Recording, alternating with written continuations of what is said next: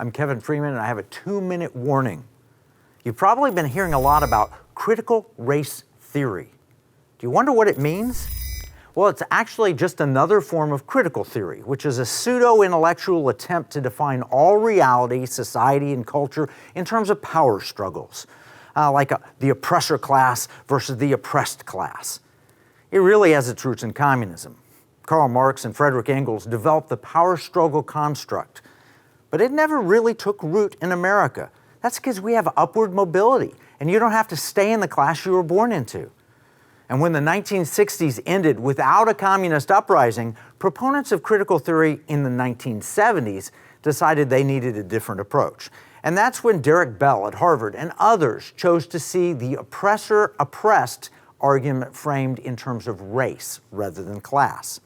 Everything revolved around racism. History taught from this perspective is like the 1619 Project. America is not seen as a beacon of liberty emerging from tyranny, but rather as the source of tyranny.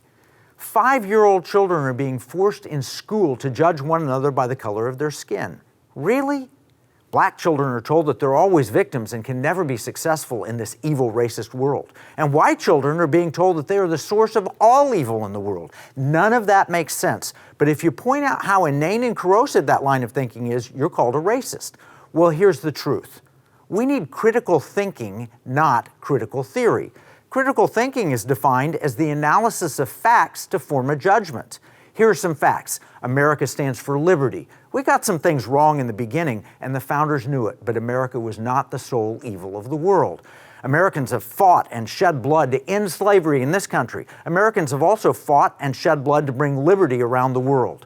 Americans continue to make mistakes, but those happen most often when we follow totalitarianism rather than demonstrate critical thinking and focus on liberty. The Declaration of Independence and the American Constitution set us on the right path. Whenever we stray from those, we invite trouble.